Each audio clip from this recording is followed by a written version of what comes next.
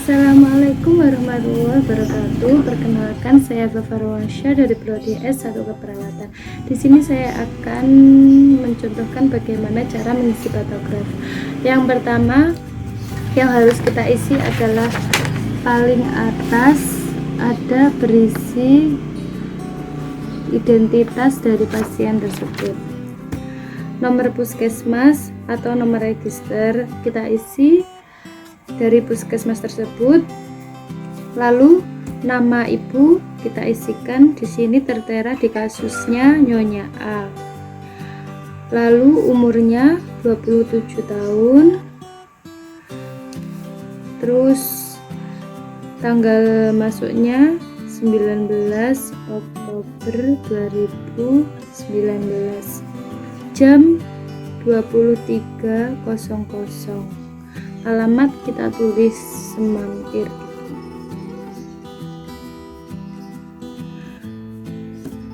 Ketuban pecah.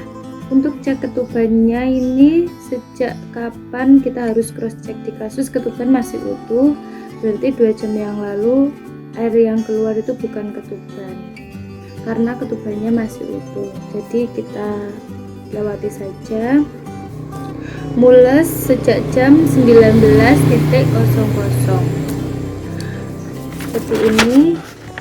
Lalu yang sebelah sini kita isi ibu. Di kasus ibu mengatakan hamil anak keempat dengan 3 orang anak, tidak pernah aborsi.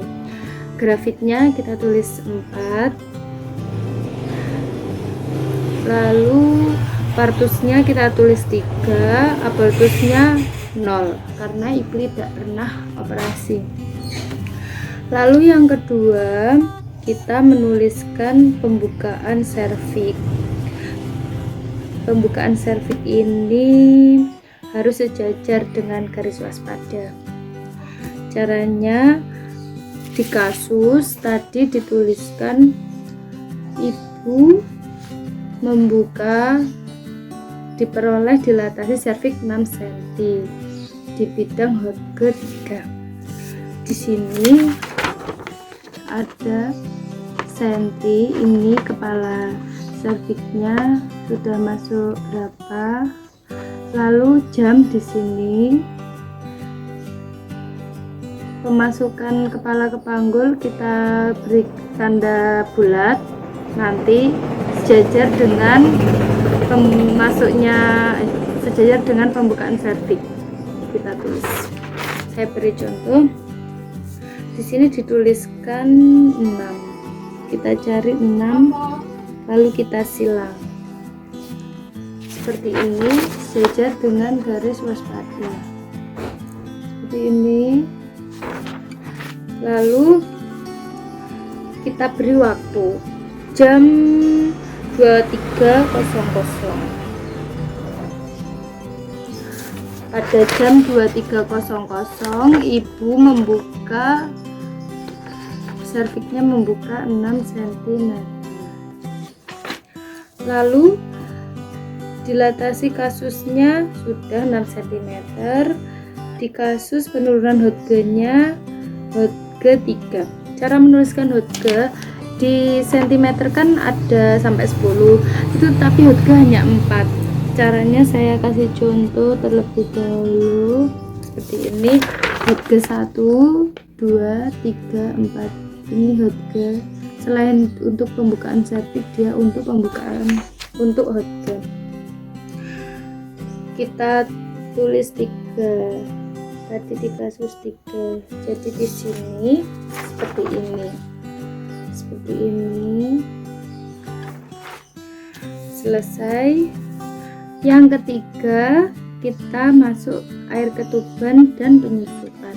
Di sini air ketuban dituliskan masih utuh. Kita tulis U sejajar dengan garis waspada. Kita tulis U seperti ini.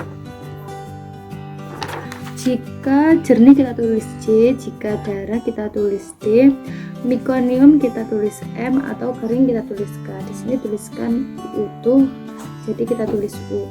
Untuk penyusupannya tidak ada, kita tuliskan 0. Penyusupan ini pemeriksaan dalam kita pecah, kita peroleh tidak ada molase, jadi kita tulis 0 karena tidak ada molase. Yang kelima, untuk denyut jantung janin per menit. Denyut jantung janin ini kita cek setiap 30 menit atau setengah jam.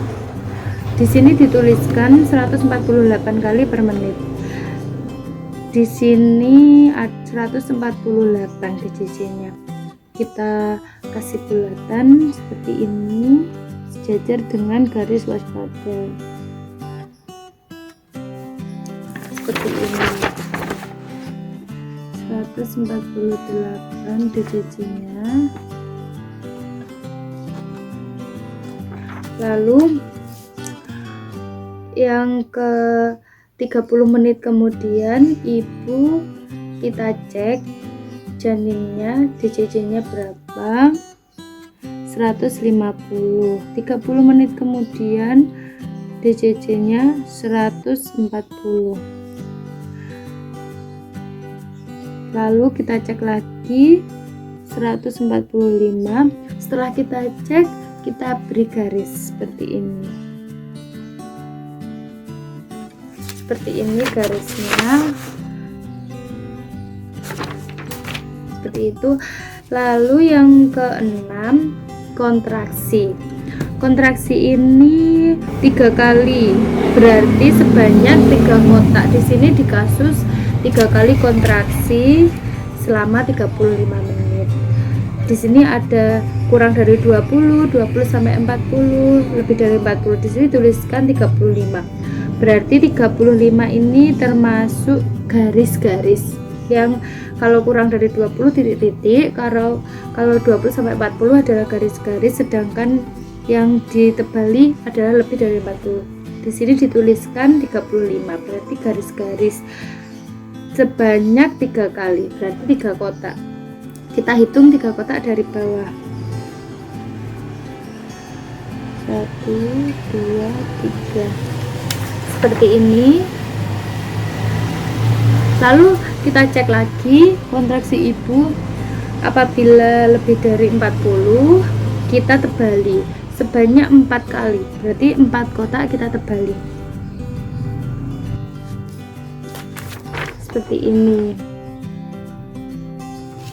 Jika sudah, langsung kita ke tekanan darah, nadi, sama suhu. Tekanan darah ini cara mengisinya di kasus saya bacakan tekanan darahnya 130/90 mmHg. Berarti kita catat 130, kita beri panah ke atas. Lalu 90 kita beri panah ke bawah. Seperti ini. 130/90. Lalu kita cek nadinya. Nadi di sini dituliskan 98 kali per menit. 98 kali. Kita selain tekanan darah tadi juga untuk nadi. Kita beri tanda bulatan 98. Seperti ini, di atasnya tanda panah. Suhu 37,5, kita tuliskan sejajar, tetap sejajar 37,5. Seperti ini suhunya, kita tuliskan sejajar semuanya. Dan setelah itu kita jika ada oksitosin yang diberikan, kita tuliskan. Oksitosin diisi ini apabila dilakukan pemberian oksitosin pada saat kala 1. Sama obat dan cairan IV ini diberikan pada saat seperti pemasangan infus, juga berada di kala 1. Lalu yang terakhir, urin. Urin ini dilakukan pada saat ibu infarto. Bila terindikasi praeklamasi, tekanan darahnya tinggi atau adanya odem atau pembengkakan. Baik, di sini kita tulis rinci di sebelahnya garis waspada. Di kasus sudah dijelaskan. Setelah kita selesai pengisian patograf depan ini, kita berakhirnya sudah sampai 10 cm. Di kasus 4 jam kemudian pembukaan 10. Jadi kita tulis dari jam 23 ini, jam 23, 4 jam kemudian 00, 01, 02, 03.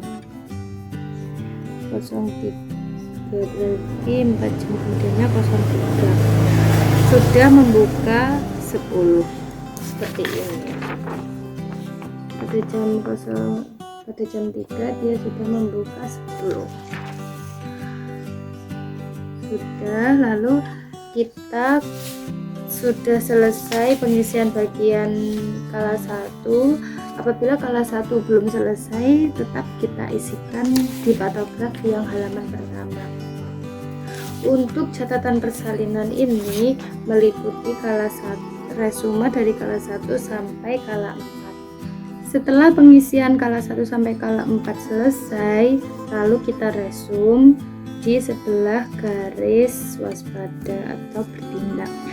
Bayi lahir hidup, jenis kelamin perempuan, berat badan di kasus dituliskan 3000 gram, berat badannya 3000 gram, panjang badan di kasus dituliskan 47 cm, anusnya plus, di sini tuliskan plus.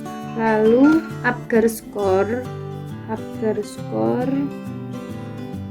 5/9, lahir pada jam 3.30 waktu Indonesia Barat. Seperti ini.